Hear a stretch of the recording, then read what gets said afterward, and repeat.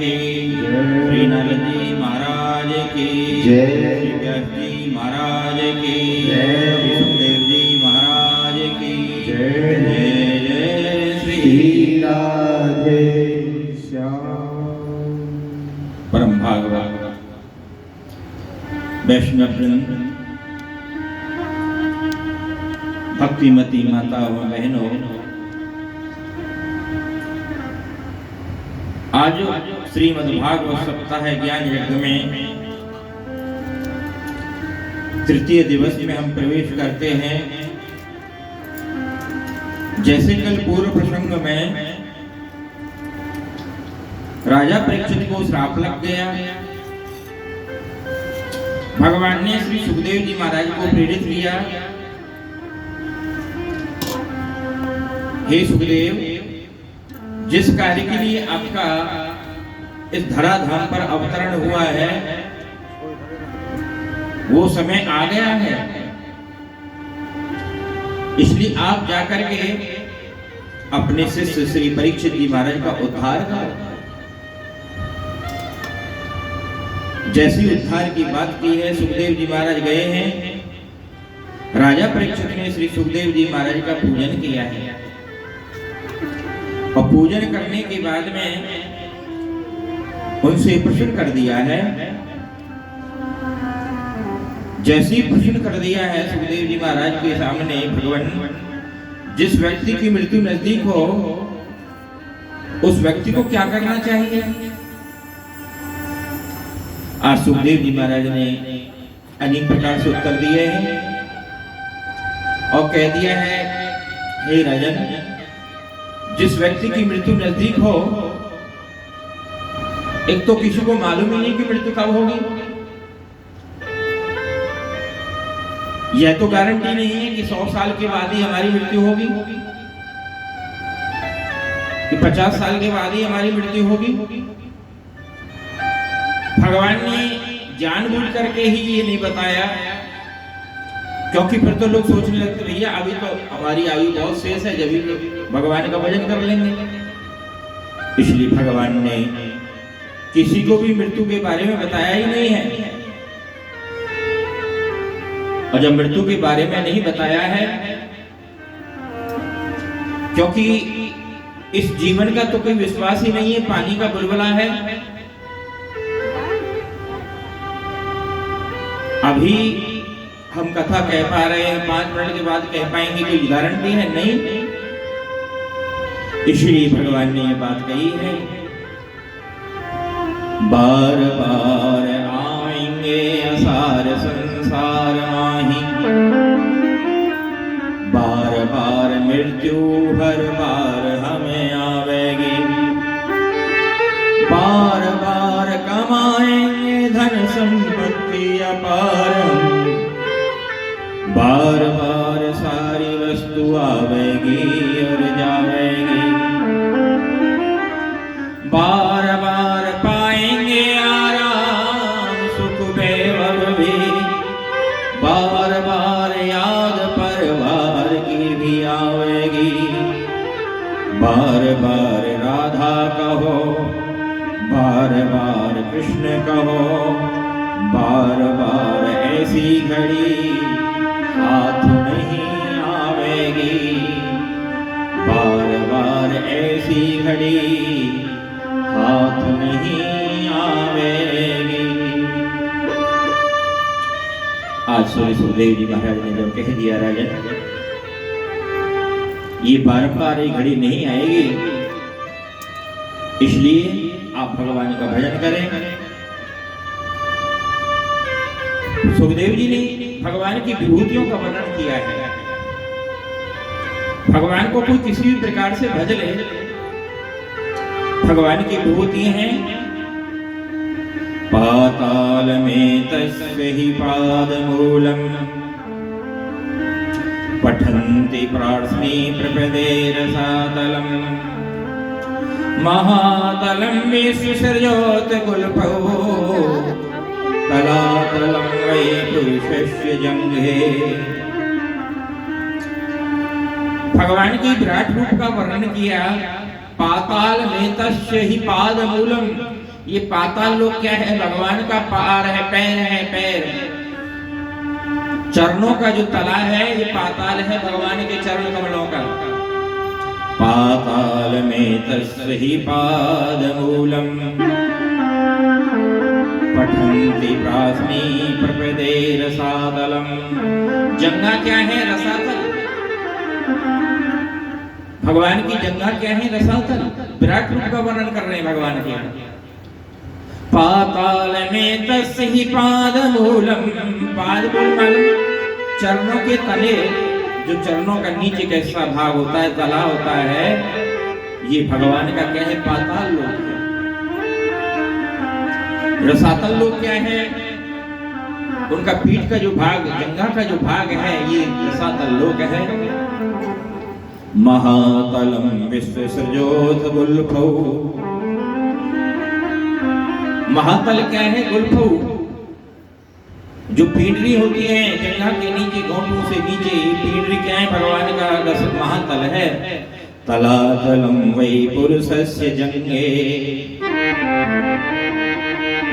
ये जो सारा संसार है भगवत रूप है। जितना भी संसार है भगवान का स्वरूप है, ऐसा कहकर के बता दिया और कहा, राजन तस्मात् सर्वात्मना राजन हरि सर्वत्र सर्वदा श्रोतव्यः कीर्तितव्यः स्मृतव्यो भगवान् नाम। तस्मात् सर्वात्मना राजन, इसलिए प्रत्येक प्राणी में भगवान को देख करके भगवान का भजन करे, नाम जाप करे। तस्मात् सर्वात्मना राजन, इसलिए सभी प्राणियों में भगवान का वास है। ऐसा सोच करके भगवान का नाम जाप करता रहे। चींटी में भी भगवान का अंश है, हाथी में भी भगवान का अंश है, पुत्र में भी, पत्नी में भी, सब में भगवत रूप को देख करके तस्मात् सर्वात्मना राजन हरिम सर्वत्र सर्वदा। भगवान श्री कृष्ण को सर्वत्र देखे, सर्वत्र देखते हुए भगवान का भजन करे, भगवान का नाम करे। इसी चौपाई को, इसी श्लोक को चौपाई में वर्णन किया किसने? तुलसीदास जी ने। क्या किया है? देखिए, एक चौपाई को अपने जीवन में उतार लो। आर्ट ऑफ लिविंग, जीने की कला, जीने का सूत्र। अगर जीने की कोई पद्धति है तो यही चौपाई है। एक चौपाई को ज्यादा के चक्कर में मत पड़ो, इसको अपने जीवन में उतार लो, हमारे जीवन का कल्याण हो जाएगा। यही श्लोक है। तस्मात् सर्वात्मना राजन हरि सर्वत्र सर्वदा श्रोतव्यो कीर्तितव्यो स्मर्तव्येश भगवान् नाम। भगवान के नाम का जैसी भी स्थिति में है गुणानुवाद करता रहे, जहाँ सुनने को मिल जाए सुनता रहे, जहाँ कीर्तन करने को मिल जाए कीर्तन करता रहे, और जहाँ स्मरण करने को मिल जाए वहाँ स्मरण करता रहे। तुलसीदास जी क्या कहते हैं? करु से करमो करहु विधि नाना। करु से करम करो विधि नाना।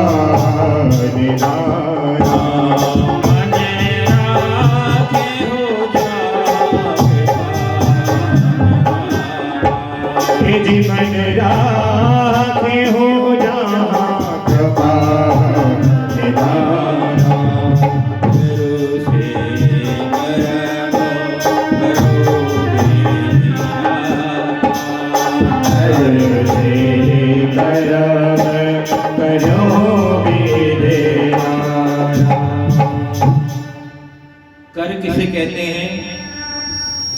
कर माने होता है हाथ। तुलसीदास जी कह रहे हैं कर से कर्म करो विधि नाना। हाथों से भगवान ने नहीं कहा कि निकम्मे बन जाओ। सुबह उठते ही झाड़ू बुहारी करें। हाथों से तुम झाड़ू बुहारी कर रहे हो, मुख तो खाली है, जिब्या तो खाली है। कर से कर्म करो विधि नाना, मन राखहूं जहां कृपा निधाना। हाथ से आप कर्म करिए। माताएं क्या कहती है, अरे भैया इस धंधे पे हमके समय ही नहीं मिलता, धंधे पे से समय ही नहीं मिले। अरे समय तो तुम्हारे पास में बहुत है, तुमको समय का सदुपयोग करना नहीं आ रहा है। ये चौपाई जीने की कला है। इस एक चौपाई को आप अपने जीवन में उतार लो। ज्यादा के चक्कर में मत पड़ो, अपने जीवन में उतार करके इसी चौपाई को जियो। कर से कर्म करो विधि नाना। मन को कहाँ रखना? मन राखहूं जहां कृपा निधाना। जैसे आप सुबह सुबह उठे, अपने घर में झाड़ू बुहारी कर रहे हो, हाथों से झाड़ू लगा रही हो ना, जिब्या तो खाली है ना, जिब्या से भगवान का नाम जाप करो। भगवान ने नहीं कहा, भगवान के नाम में कोई नियम नहीं है भैया। हम लोग जो सोचते हैं कि मुंह नहीं धोया है, कुल्ला नहीं किया है, नहाए नहीं है, भगवान का नाम क्यों लें?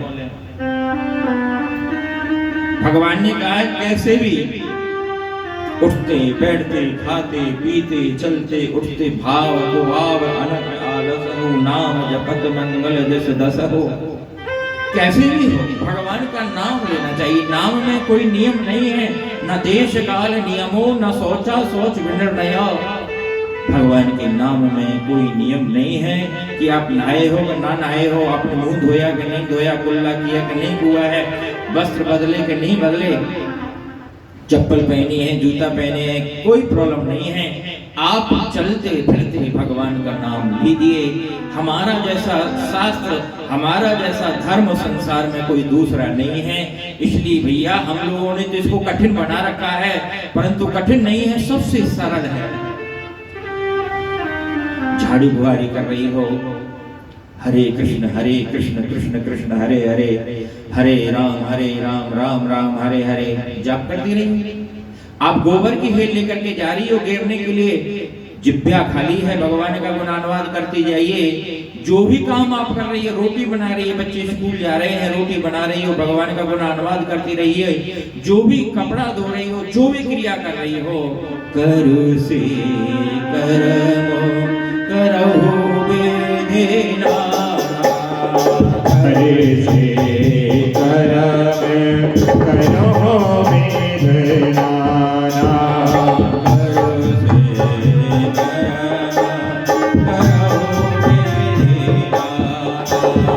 हरे से कर्म करो विधि नाना।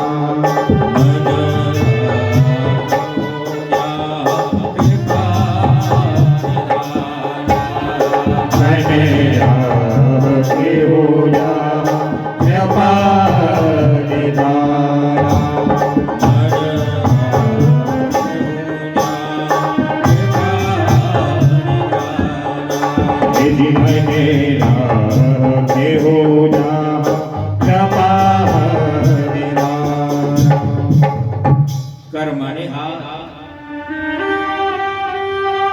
हाथों से आप जो भी कर्म कर रही हो, मन को भगवान के चरणों में लगा के रखो, तो हमारी जितनी सारी क्रियाएं में ये भगवान का भजन बन जाएगा। केवल हमको जीना सीखना है, हमको घर नहीं छोड़ना है, हमको अपने बच्चे नहीं छोड़ने हैं, हमको जंगल में नहीं जाना है, केवल स्थान नहीं छोड़ना है, स्थिति छोड़नी है। स्थान नहीं बदलना है, स्थिति बदलनी है। केवल और केवल स्थिति को बदल दो। और एक बात बता दें, स्थिति बदलने के बाद में आप घर में रहो तो, जंगल में रहो तो हमारा कल्याण ही होगा। इसलिए कहा तस्मात् सर्वात्मना राजन् हरि सर्वत्र सर्वदा।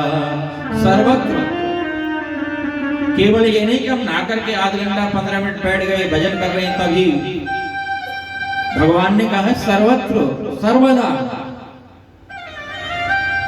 ये श्लोक जीवन की जीने की शैली है, ये चौपाई हमारे जीवन की कला है, जीने की कला है।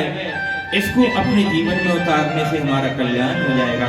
ज्यादा मत पढ़ो, हाथों से काम करते रहिए और भगवान के मन को लगा के रखिए। देखिए गांव के लोग जाते हैं नौकरी करने के लिए, नौकरी करने के लिए जाते हैं लोग। यहाँ से बस में बैठ करके होटल गए, होटल से जो शटल चलता है EMU चलता है, लोग EMU में बैठ जाते हैं, शटल में बैठ जाते हैं, रेल में बैठ जाते हैं। अब देखिए सारे लोग नौकरी करने जा रहे हैं, उनमें से कुछ लोग तो ऐसे होते हैं जैसे डिब्बा में बैठे ताश निकाल लिया, ताश बाज गया। बहुत से लोग ऐसे हैं जो हंसी मजाक दांत फाड़ते हुए जाएंगे, 10-20 लोग मिल जाएंगे, वो उसको मजाक करेंगे, वो उसको मजाक करेंगे, 10-20 उससे उल्टा बोलेंगे, 10-20 उल्टा बुलवाएंगे। और कुछ लोग ऐसे होते हैं जो कीर्तन का डिब्बा उसमें होता है, लोग कीर्तन के डिब्बा में बैठ जाएंगे, यहाँ से बैठेंगे होटल से फरीदाबाद दिल्ली जहाँ तक वो नौकरी करने जाएंगे वहां तक कीर्तन करते हुए जाएंगे, कीर्तन करते हुए आएंगे। अब लगाइए क्रिया सबकी है, नौकरी करने जा रहे हैं सब लोग। जो ताश खेलने वाला है वो भी नौकरी करने के लिए जा रहा है, जो हंसी मजाक दांत फाड़ रहा है वो भी नौकरी करने के लिए जा रहा है, और जो कीर्तन करते हुए जा रहा है वो भी नौकरी करने। क्रिया सबकी एक है, क्रिया सबकी एक होने के बावजूद भी क्रिया में संकल्प में भेद होने के कारण उसका फल में भेद हो गया। जो कीर्तन में बैठ करके जा रहा है, कीर्तन में बैठ के जाता है, कीर्तन में बैठ करके आता है, तो उसका कीर्तन करते हुए जाना, कीर्तन करते हुए आना, उसकी तो नौकरी भी भगवान की भक्ति हो गई। तो इसलिए माताओं, हम जो घर में काम कर रही हैं, काम करने के लिए भगवान ने मना नहीं किया है। भगवान ने तो कहा है कि कर्म करते रहिए, कर्म करते हुए मुझे याद रखिए। अर्जुन से भगवान ने कहा, अर्जुन बात इस बात की नहीं है कि तुम निकम्मे होकर बैठ जाओ, कर्म को छोड़ बैठो। भगवान ने कहा है, अर्जुन युद्ध कर, पर युद्ध करते हुए मुझे याद रख। युद्ध करते हुए मुझे याद रख। तुम कर्म करो, कर्म करते हुए भी मुझे याद रखो। ऐसा कह करके बता दिया। तस्मात् सर्वात्मना राजन् हरि सर्वत्र सर्वदा। इसलिए तुमने गुरु बनाया है तो, ना बनाया है तो, पढ़ी हो तो, ना पढ़ी हो तो, केवल हरे कृष्ण कृष्ण कृष्ण हरे हरे, हरे राम राम राम हरे हरे, इसका जाप करती रहिए। चलते फिरते उठते बैठते खाते पीते कोई नियम नहीं है। जूता पहने हैं, चप्पल पहने हैं, स्नान किया है नहीं किया है, आप इसका जाप करते रहिए। एक ना एक दिन यही मंत्र, यही भगवान का नाम आपको सदगुरु की शरण में ले जाएगा और यही सदगुरु को प्राप्त करा देगा। और सदगुरु को प्राप्त कराने के बाद आपका कल्याण हो जाएगा।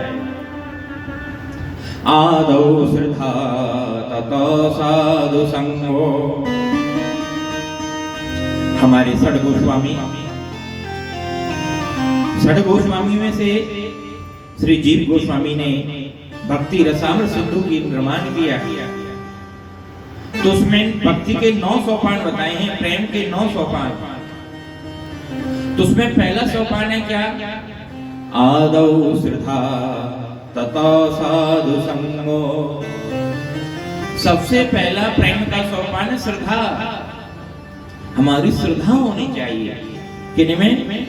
भगवान के नाम में, भगवान के विग्रह में, भगवान की मूर्ति में, भगवान के शास्त्र में, भगवान के भक्तों में जो भी है उसमें श्रद्धा होनी चाहिए। आदौ श्रद्धा ततो साधु संगो। जब श्रद्धा होगी तब संग मिल जाएगा। कल हमने चर्चा की थी थोड़ी सी। दो प्रकार से संत मिलते हैं। क्या? पुण्य पुंज बिन मिलहि न संता। एक जगह तुलसीदास जी ने लिखा बिन हरि कृपा मिले नहीं संता। एक जगह लिख रहे हैं पुण्यों के पुण्य से उदित होते हैं तब संत मिलते हैं। कैसे? इन दोनों में भेद क्या है? हम कैसे पहचाने कि हमारे पुण्यों से मिले कि भगवान की कृपा से मिले हैं? तो इसका भी निर्णय तुलसीदास जी ने कर दिया है। क्या? तुलसीदास जी ने निर्णय कर दिया। क्या निर्णय किया है? भगवान की कृपा से संत जब तुम्हारा कोई बिना कर्म किए तुम्हारे घर पर आकर के बैठ जाएं, आकर के दर्शन दे दें, तो समझो भगवान की कृपा से संत मिले हैं। और संत के दर्शन करने के लिए तुम कहीं जाएं, वृंदावन में, बरसाने में, नंदगांव में, हरिद्वार में, अयोध्या में, वहां जाकर के कोई संत मिले तो समझो पुण्यों के प्रताप से मिले हैं। पुण्यों के प्रताप से हमको संतों के पास जाना पड़ेगा और भगवान की कृपा से हमको जाना नहीं पड़ेगा।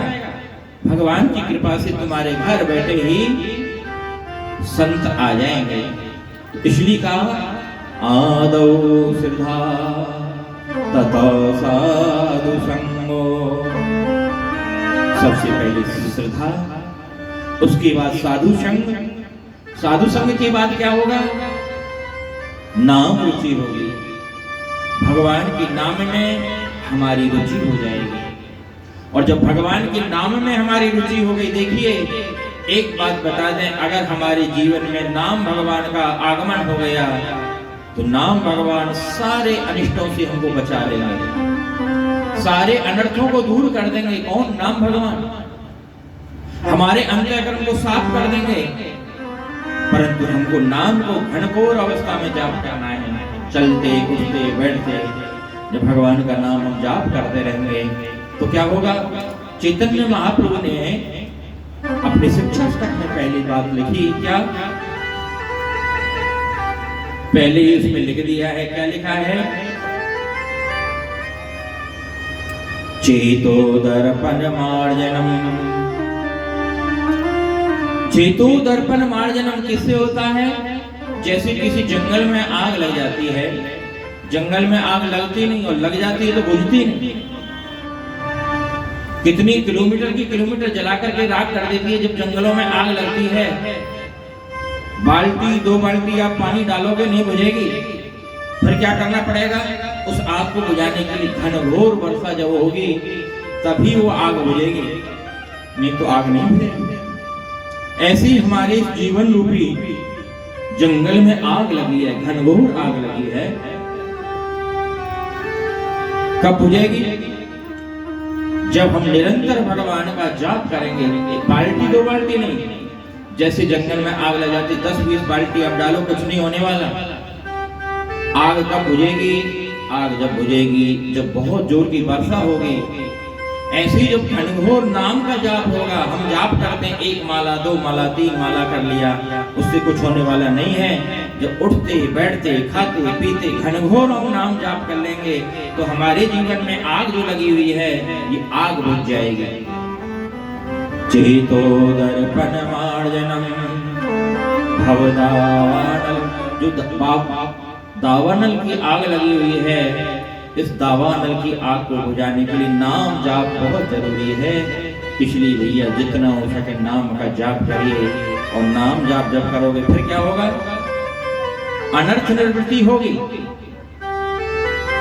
संसार में देखा जाता है ना, जितना जो कोई भगवान का भजन करेगा उतना ही दुखी होगा। उल्टी गंगा है भगवान की। क्यों होगा? भगवान का भजन करने से अनर्थों की निवृत्ति हो रही है। जिन कर्मों को भोजने के लिए हमको 10 जन्म 20 जन्म लेने पड़ते हैं, भगवान भजन करने से क्या होता है, एक ही जन्म में सारे कर्मों के जो फल हैं उनको भुगवा देते हैं, भुगवा देते हैं। तब तो महाराज अनर्थों की निवृत्ति होती है। अनर्थों की निवृत्ति क्या है? जैसी भगवान का भजन कर रहे हैं अनर्थ कटेंगे। जो अनर्थ है, प्रारब्ध है, भाग्य है, वो कटेगा। और जब कटेगा तो क्या होगा, कैसे कटेगा? क्योंकि जो हमने कर्म किए हैं वो कर्म जो बिना भोगे नष्ट नहीं होते। महाभारत भोगा न भुक्ता वयमेव भुक्ता तृष्णा न जीर्णा वयमेव जीर्णा। जो हमने कर्म कर दिए वो कर्म नष्ट नहीं होते। नाचीयते कर्म जन्म कोटि सतैरपि अवश्यमेव भोक्तव्यम सर्व कर्म शुभाशुभम। अवश्यमेव भोक्तव्यम, जो हमने कर्म किया वो हमको भोगना जरूर पड़ेगा। ऐसा नहीं हमने कर्म कर दिया दूसरा भोग लेगा। जो हमने किया है अच्छा या बुरा, अच्छा किया तो अच्छा फल मिलेगा, बुरा किया तो बुरा फल मिलेगा। भोगना हमको ही पड़ेगा। ऐसा नहीं हमने कर्म कर दिया तो दूसरा भोग लेगा। हमने किया तो हमको ही भोगना पड़ेगा। जब हम भगवान का भजन करते हैं तो क्या होता है, अनर्थों की निवृत्ति होती है। और अनर्थों की निवृत्ति कैसे होती है? अनर्थ कटने के सबसे पहला साधन है धन की हानि होगी। धन की हानि से अनर्थ कटता है तो समझो बहुत सस्ते में हम छूट गए। धन की हानि हो जाएगी अनर्थ की निवृत्ति में। धन की हानि से हमारा अनर्थ कट गया तो ठीक है, इससे नहीं कटेगा तो फिर क्या होगा, शरीर में रोग लग जाएगा। शरीर में रोग लगेगा तब हमारा प्रारब्ध कटेगा, अनर्थ कटेगा। अगर किसी कारण से शरीर में कोई रोग लग गया तो समझो तुम्हारा अनर्थ कट रहा है, प्रारब्ध कट रहा है, भोग कट रहा है। पुराने पूर्व जन्म में आपके कोई कर्म है उसके कारण से रोग आया है और रोग कट रहा है तो इसका मतलब भोग कट रहा है, आपका प्रारब्ध कट रहा है। दूसरा अनर्थ निवृत्ति का कारण है शरीर में रोग। और तीसरा और बड़ा क्या होता है? तीसरा और बड़ा होता है मान सम्मान की हानि। मान सम्मान की हानि होगी और मान सम्मान की जब हानि होगी तो क्या होगा पता है? आपका समाज में बहुत मान होगा, परंतु भगवान कोई ऐसी लीला कर देंगे कि आपका अपमान समाज में हो जाएगा, सम्मान की हानि हो जाएगी। लड़का होगा, ऐसा कर्म कोई कर बैठेगा, किसी की लड़की को भगा के लेके आ गया, आपका मान सम्मान बना हुआ था पूरे संसार में, पूरे समाज में, पूरे एरिया में। लड़का ने ऐसी हरकत कर दी, आपका मान सम्मान नष्ट हो गया। कोई लड़की ऐसी कर देगी, ऐसे ही ये मान सम्मान में हानि होगी, जिससे भी प्रारब्ध करता है। अनर्थों की निवृत्ति होती है। जैसे हम पुल पर चढ़ते हैं ना, पुल पे साइकिल से चढ़ाते हैं तो बहुत जोर लगाना पड़ता है। पहले जब हम लोग साइकिल चलाते, कोई ऊंचाई आ जाती, पुल होता, पुल पे चढ़ने के लिए चढ़ाते हैं तो बहुत जोर लगाते हैं साइकिल से। जब पुल की ऊंचाई पर पहुंच जाते हैं, जहां तक उसकी ऊंचाई सीमा है, वहां से जब नीचे उतरते हैं फिर जोर नहीं लगाना पड़ता, बिना पैडल के ही हम नीचे उतर जाते हैं। 4 सीढ़ी ही जी कैडी है, उसके बाद आगे की जो सीढ़ी है प्रेम के, वो तो उतराई है, उसमें कष्ट नहीं आता। इसलिए भैया आज राजा परीक्षित से बता दिया, हे राजन, सारे कर्म करते हुए मुझे याद रखो, तब तुम्हारा कल्याण हो जाएगा। आफत क्या है? जैसे ही हमको दुख आते हैं भगवान को भूल जाते हैं, संसार को याद करने लग जाते हैं, अपने स्त्री से, पुत्र से, भाई से, बंधु से पुकारने लग जाते हैं। ये ध्यान रख लो, जब संकट का समय होता है कोई साथ नहीं देता। संकट के समय में जो साथ दे वो ईश्वर होता है, और जो सुख के समय में साथ देता है वो जीव होता है। इसलिए भैया जब संकट आए कोई ना हो अपना, तब भगवान के चरणों में जाकर के स्मरण करना चाहिए। देवी माया तु श्री काम तेजस कामो विभावशु। भगवान की विभूतियों का वर्णन किया, जो मेरा भजन नहीं कर पाता है मेरी विभूतियों का भजन करे। जैसे लक्ष्मी की याचना करता है, भगवती लक्ष्मी की पूजा करे, विद्या की याचना करता है, भगवती सरस्वती की पूजा करे, ज्ञान की अर्चना करता चाहता है, भोले बाबा की पूजा करे, शत्रुओं का नाश चाहता है, नृत्य राक्षस की पूजा करे, तेज बढ़ाना चाहता है, अग्नि देवता की पूजा करे, रोजाना अग्नि में यज्ञ करे। ऐसे अनेक अनेक विभूतियों का वर्णन कर दिया। वसु कामो वसु रुद्रा वीर्य कामोत वीर्यवान। अंत में कह देते हैं क्या?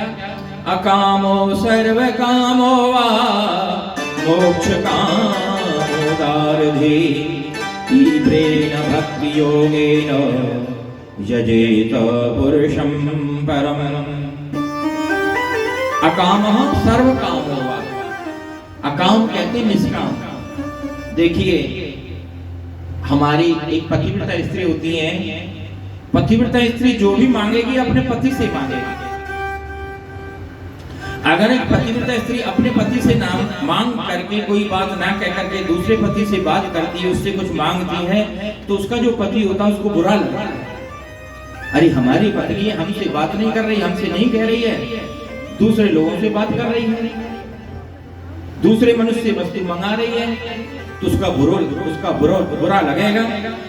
ऐसे ही भगवान के जो भक्त होते हैं, भगवान की भक्ति कर रहे हैं, अनन्य भाव से भक्ति कर रहे हैं, भगवान से नाम मांग करके दूसरे लोगों से मांग रहे हैं, कभी हनुमान जी से मांग रहे हैं, कभी देवी मैया से मांग रहे हैं, कभी शंकर भगवान से मांग रहे हैं, भगवान को बुरा लगता है।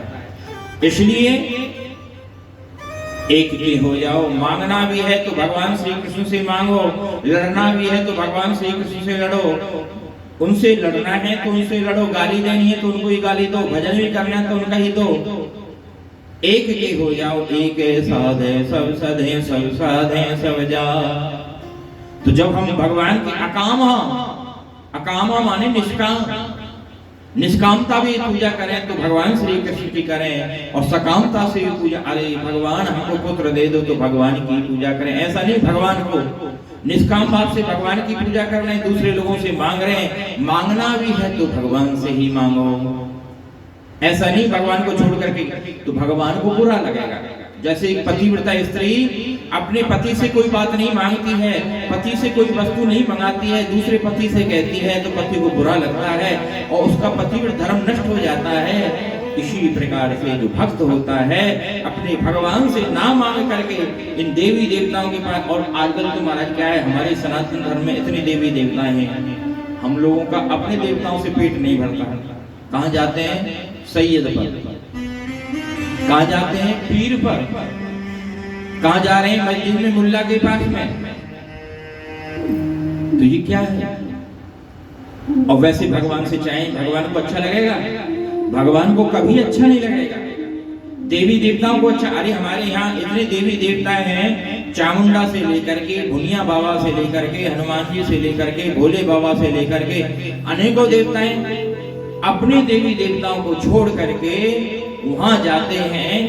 देखिए कब्र, हमारे संसार में जब व्यक्ति जाता है तो स्नान करता है, और सैयद में एक सैयद क्या है, वहां पर कब्र ही तो खुद ही है, कोई मरा हुआ व्यक्ति कोई तो दफनाया गया है। वहां जाकर के देखते हैं तो क्या हम अशुद्ध नहीं होंगे? इसलिए भैया जो भी मांगना है भगवान से मांगो, और नहीं मांगना है तो भगवान से मत मांगो। अकामो सर्व कामो वा मोक्ष कामो उदारधि। अकामो सर्व कामो वा मोक्ष कामो उदारधि तीव्रेण भक्ति योगेन यजेत पुरुषं परम। अकाम माने निष्काम, मुझे कुछ नहीं चाहिए भगवान, मुझे तो आपकी भक्ति चाहिए। और देखिए अगर हम कोई भगवान से मांगते हैं तो हम भगवान से ज्यादा बुद्धिमान समझते हैं अपने आप को, भगवान से ज्यादा बुद्धिमान अपने आप को समझते हैं। अकामो सर्व कामो वा मोक्ष कामोदारधि तीव्रेण भक्ति योगेन यजेत पुरुषं परम। अकामो सर्वकामो वा मोक्ष कामो दारगी। अकाम या निष्काम लेकर के भी मोक्ष कामना भी करें तो भी भगवान की करें। तीव्रीण भक्ति योगेन यजेत पुरुषं परम। तो भगवान की पूजा करने से हमका कल्याण होगा। तीव्रीण भक्ति योगेन, तीव्र शब्द आया, इसलिए महाराज आज भगवान ने जब कह दिया सुखदेव जी ने, राजन अगर अपने जीवन का कल्याण चाहते हो तो ऐसे ही करो, और जितना भी जिंदगी में काम करना है भगवान के सिवाय हमारी जिंदगी को संभालने वाला कोई नहीं है।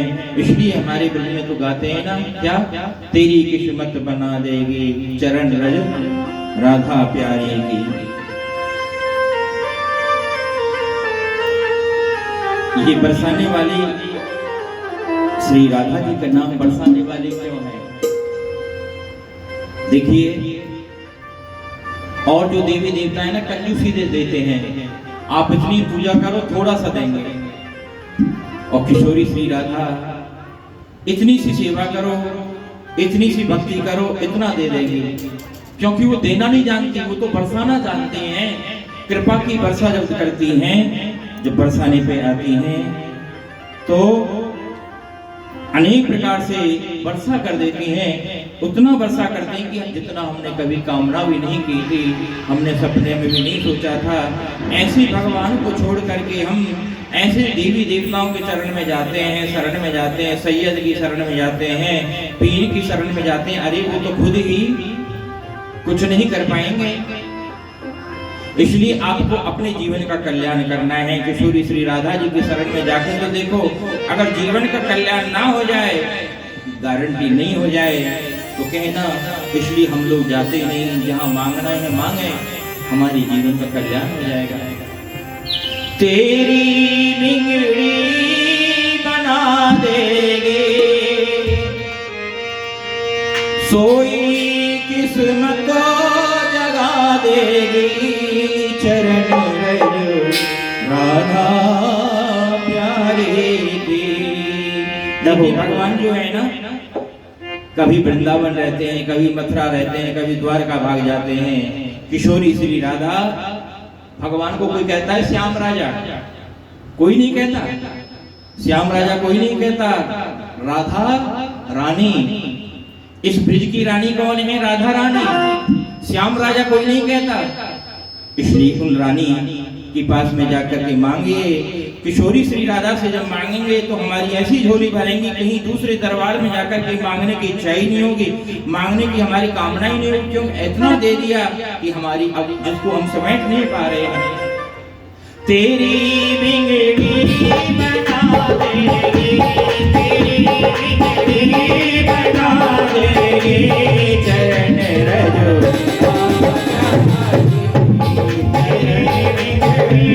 बना देगी चरण रज श्यामा प्यारी की।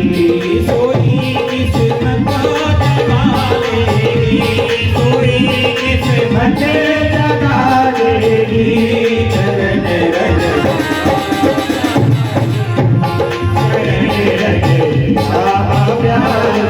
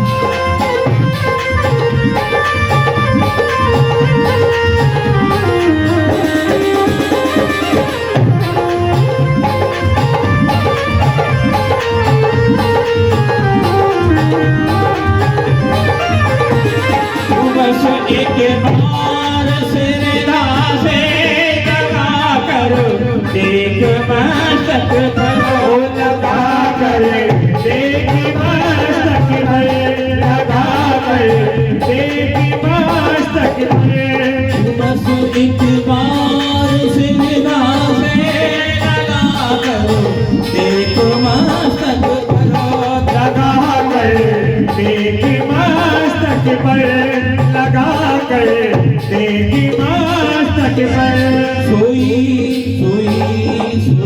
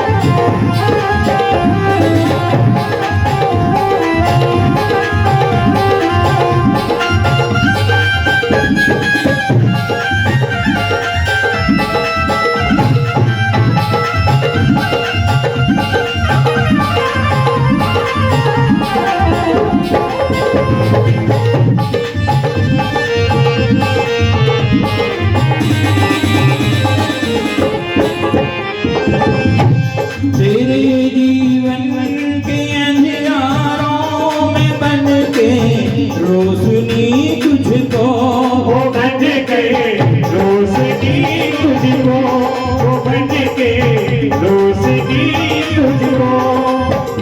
कभी संकट आ जाए, कभी दुख आ जाए, एक बार किशोरी राधा जी को याद करके तो देखो ना। अगर आपके दुख का निवारण ना हो जाए तो कहना, तेरे जीवन के अंधियारों में बन के रोशनी तुझको, बन के रोशनी तुझको, बन कर रोशनी तुझको। नया नया नया नया नया रास्ता दिखा देगी, नया रास्ता दिखा देगी, चरण रज तेरी बिगड़ी बना देगी, चरण रज श्यामा प्यारी, चरण रज श्यामा प्यारी।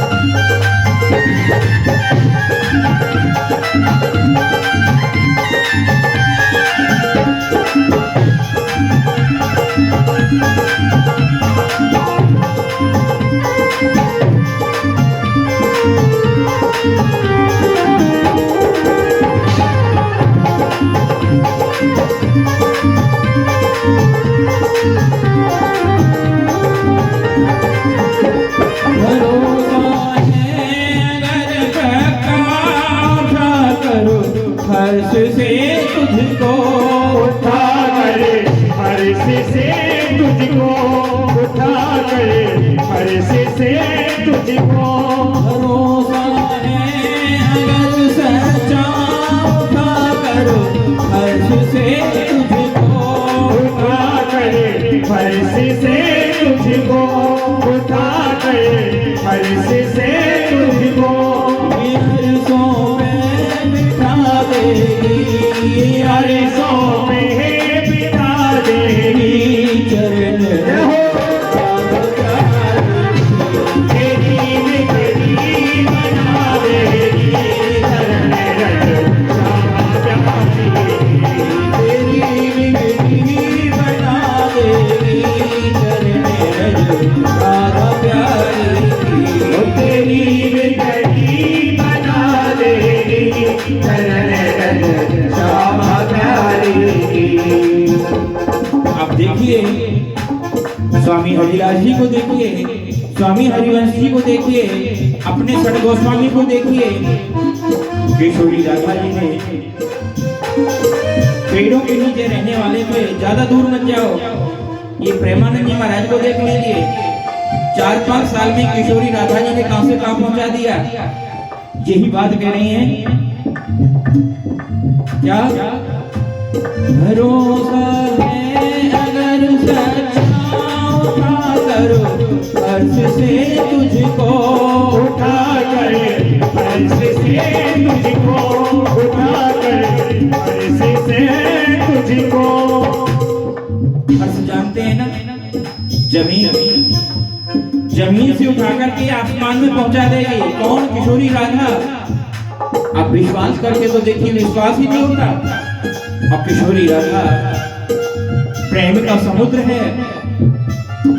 एक बूंद भी हमको दे देंगी ना, हम एक बूंद भी सहन नहीं कर पाएंगे।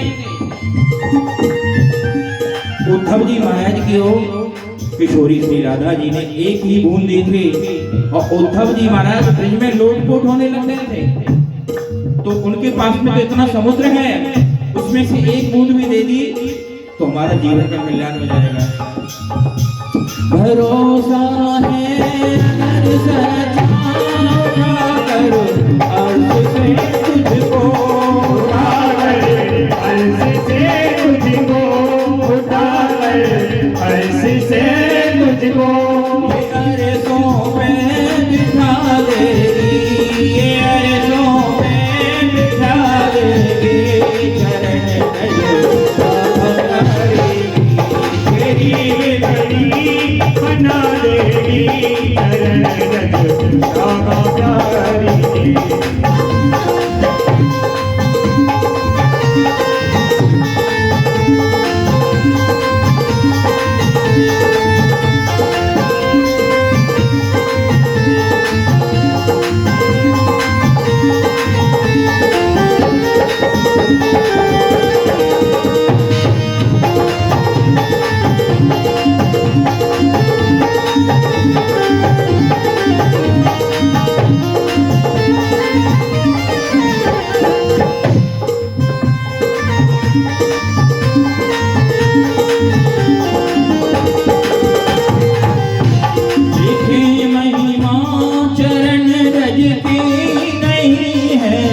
दास की हस्ती वो नहीं है, दास की हस्ती नहीं है, दास की हस्ती। लिखे महिमा चरण रज की नहीं है, दास की हस्ती नहीं है, दास की हस्ती नहीं है, दास की हस्ती। तुझे तुझे तुझे तुझे तुझे दासी बना लेगी, तुझे दासी बना लेगी। चरण रज श्यामा प्यारी, तेरी बिगड़ी बना देगी, चरण रज श्यामा प्यारी। तेरी बिगड़ी बना देगी, चरण रज श्यामा प्यारी। तेरी बिगड़ी बना देगी, चरण रज श्यामा प्यारी। तेरी बिगड़ी बना देगी, चरण रज श्यामा प्यारी। ओ चरण रज राधा प्यारी, चरण रज राधा प्यारी, चरण रज राधा प्यारी, चरण रज राधा प्यारी, चरण रज राधा प्यारी, राधा प्यारी, राधा प्यारी। बोलो राधा रानी सरकार की जय। आज जैसी बताया है, तीव्रेण भक्ति योगेन यजेत पुरुषं परम, तीव्रेण भक्ति योगेन यजेत पुरुषं परम। तीव्र भक्ति से किशोरी श्री राधा के चरणों में प्रणाम करें। देखिए, किशोरी राधा बरसाने वाली हैं, और जब बरसाने पे आती हैं, देने पे आती हैं। मीरा जी कौन है पता है आपको? मीरा जी माधवी नाम की गोपी है।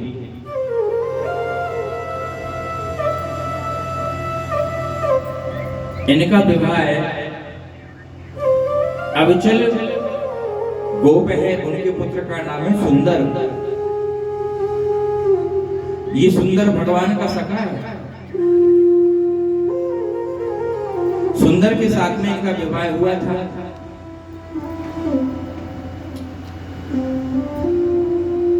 माधवी की जो माता थी, बचपन में ही विधवा हो गई थी। जब माधवी 3 साल की थी तभी ये विधवा हो गई थी। तो विधवा का जीवन पहले बहुत कठिन था। जैसी बहुत कठिन था, उसी समय भगवान की ब्रज में लीलाओं का दौर चल रहा है, समय चल रहा है। तो उन्होंने सुन लिया, तो घर से तो निकलती नहीं थी। तो स्त्रियां आ करके कहती थी, ऐसा है, श्याम सुंदर ऐसे हैं, कन्हैया ऐसे हैं, इतना जादूगर है, ऐसा है, उसकी बांसुरी में जादू है, उनकी बोलन में जादू है, उनकी चरगत में जादू है। तो ये माधवी की माता जी भी माधवी जी से ऐसा ही कहती है, बेटी देख तू 3 साल की है, पहले बाल विवाह होते थे, 5-7 साल में विवाह हो जाते थे। गौना होता था 11 साल में, 15 साल में, 17 साल में। गौना बहुत लेट होता था। विवाह बालावस्था में हो जाता है। अब तो जैसे ही विवाह हो गया माधवी का सुंदर के साथ में, आज माधवी से कहती बेटी देख कल अब तेरा विवाह हो गया है, कल को तू अपने ससुराल में जाएगी, तो ससुराल में आजकल एक बहुत बड़ा जादूगर आ गया है। हमने सुना है ऐसा जादू है, ऐसा जादू है, उनका जादू पेड़ पर, पौधों पर, जमुना जी पर, गोवर्धन पर, ब्रज की गोपियों पर तो हुआ ही हुआ है, ग्वाल पाल गैया बछड़ा सब पर हुआ है। अच्छा माता जी ऐसी बात है कि हाँ, तो बेटी देख तू जब जाएगी ना ससुराल में, ससुराल में जाने के बाद में तू अपने कानों में रुई ठूक लेना, जिससे उसकी बांसुरी तुमको सुनाई ना दे, क्योंकि सुना है उसकी बांसुरी में बहुत बड़ा जादू है, जो उसकी बांसुरी सुनता है वही उस पर मोहित हो जाता है।